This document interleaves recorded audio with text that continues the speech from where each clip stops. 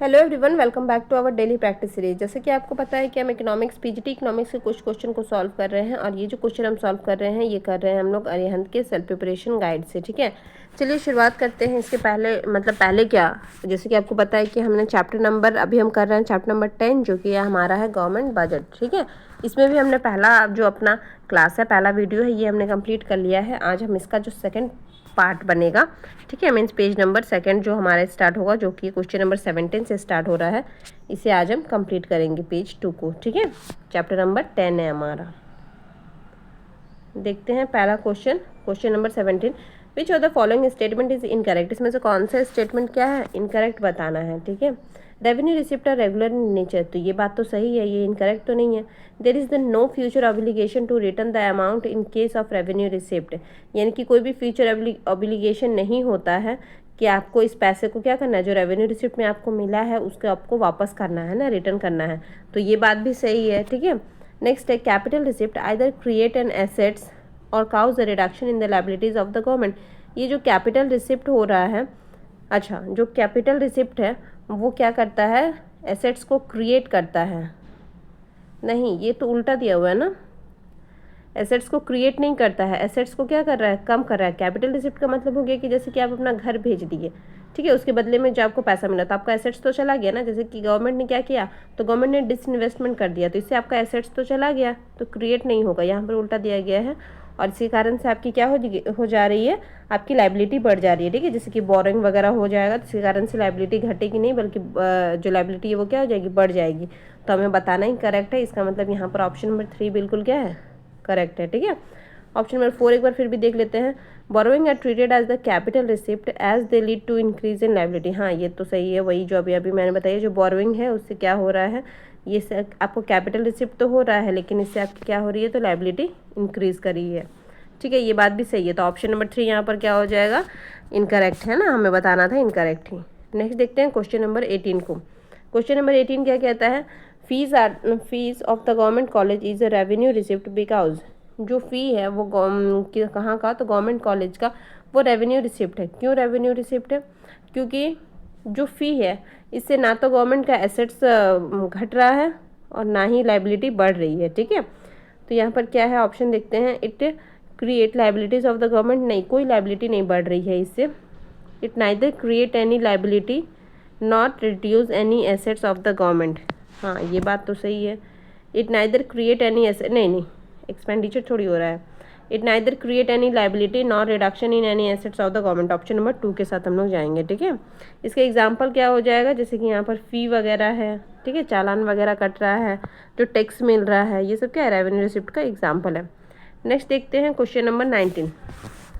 Question number 19 क्या कहता है, if the budgetary deficit of the government is 25,000 crore and the borrowing and the other liabilities are 7,000 crore, ठीक है, how much will the fiscal deficit, fiscal deficit बताना है आपको। Budgetary deficit के साथ फिजिकल डेफिसिट का रिलेशन पता होगा कि जो फिजिकल डेफिसिट है वो क्या होता है, फिजिकल डेफिसिट इक्वल टू होता है तो बजटरी डेफिसिट और प्लस जो बोरोइंग है, लायबिलिटीज़ है, ठीक है, ये सारी चीज़ें हैं। तो यहाँ पर जो बोरोइंग है ना, अदर लायबिलिटीज़ है ना, तो ये क्या हो जाएगा, यहाँ पर हमें प्लस करना है जो बजटरी डेफिसिट है और बोरोइंग, तो हम लोग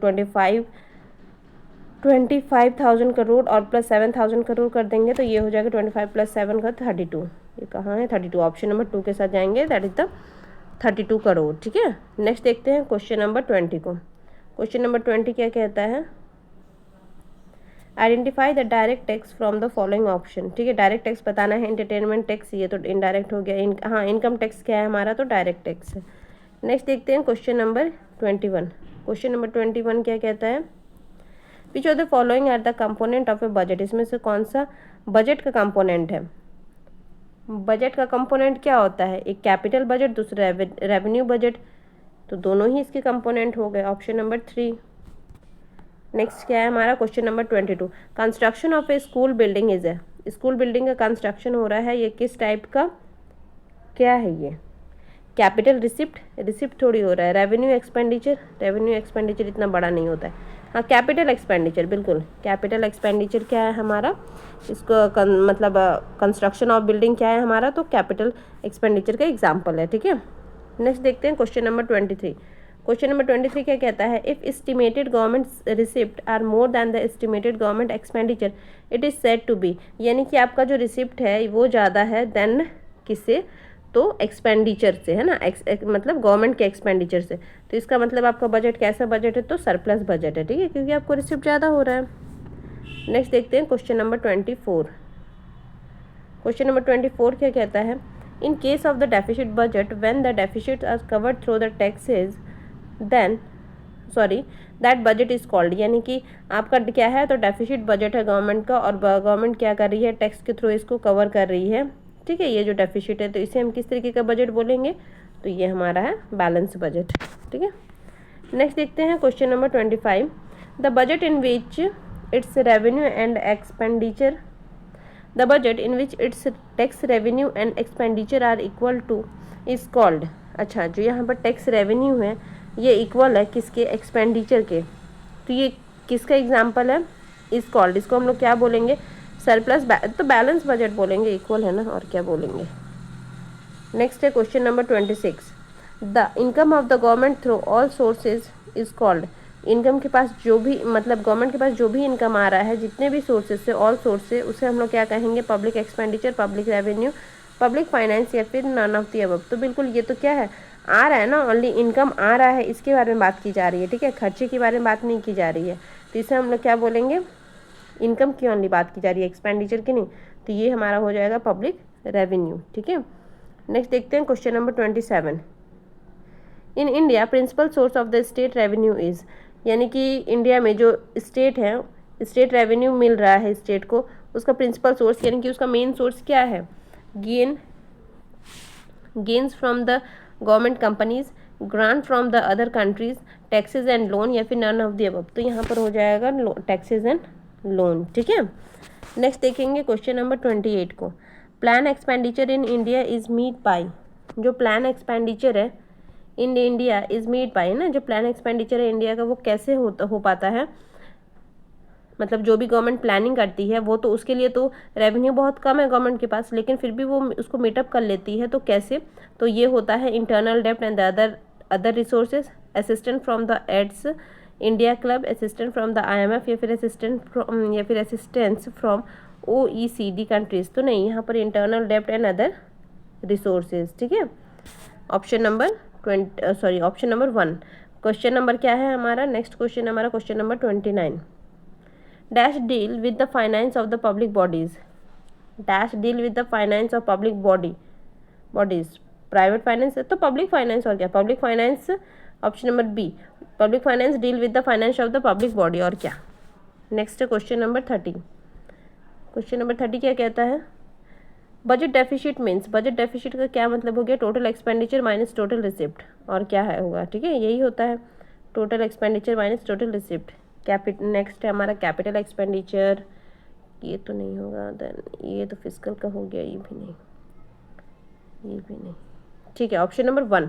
नेक्स्ट है क्वेश्चन नंबर 31, क्वेश्चन नंबर 31 क्या कहता है, देखते हैं, a borrowing and the other liabilities are added to the budgetary deficit we get, यही वाला क्वेश्चन से तो न्यूमेरिक पूछा गया था, क्या बोला गया है यहाँ पर कि जो बोरोइंग है, ठीक है, उसमें आप ऐड कर दे रहे हैं बजटरी डेफिसिट, तो क्या आ रहा है, तो ये हमारा फिजिकल डेफिसिट है ना, इसी से रिगार्डिंग तो हमने एक जो आगे में हमने एक न्यूमेरिक क्वेश्चन भी सॉल्व किया था, ठीक है, option number 1 that is the fiscal deficit. Next है हमारा question number 32, the incidence of tax refer to, incidence of tax refer to को क्या मतलब, इंसिडेंस ऑफ टैक्स का क्या मतलब होता है, label and the rate of taxation, who ultimately bear the money burden, बिल्कुल है ना, यानी कि जो उस मनी बर्डन को लेगा, मतलब जो अल्टीमेटली पे करेगा, ठीक है, इंसिडेंस ऑफ टैक्स का मतलब होता है।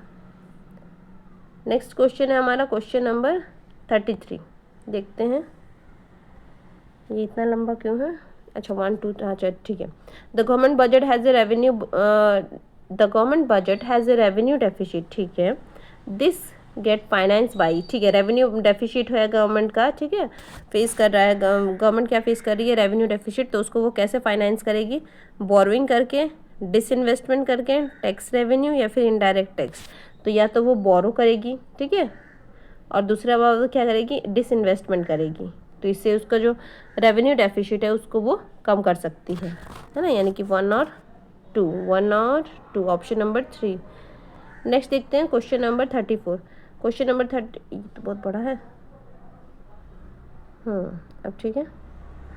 क्वेश्चन नंबर 34 क्या कहता है, which of the following statement is not true for physical deficit. ठीक है, फिजिकल डेफिसिट के लिए ट्रू नहीं है। अच्छा, अब physical deficit represent the borrowing of the government. ठीक है, नेक्स्ट देखते हैं, is the difference between the total expenditure and the total receipt of the government.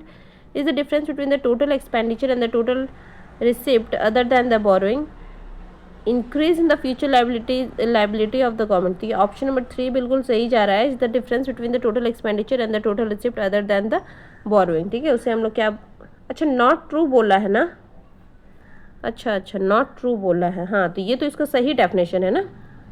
उसके बाद है इंक्रीज इन द फ्यूचर, हाँ ये बात भी सही है, फ्यूचर लाइबिलिटी बढ़ रहा है और फिजिकल डेफिसिट इक्वल टू होता है बोरोइंग और कुछ नहीं, तो ये बात भी सही है। It represent the borrowing of the government.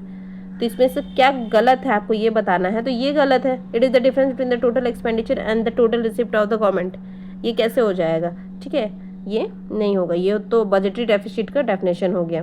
तो ऑप्शन नंबर 2 ही यहाँ पर क्या है, करेक्ट है, क्योंकि हमसे पूछा क्या गया है, तो नॉट ट्रू पूछा गया है। ऑप्शन नंबर 2 यहाँ पर करेक्ट है, मतलब इनकरेक्ट है, समझ गए होंगे आप।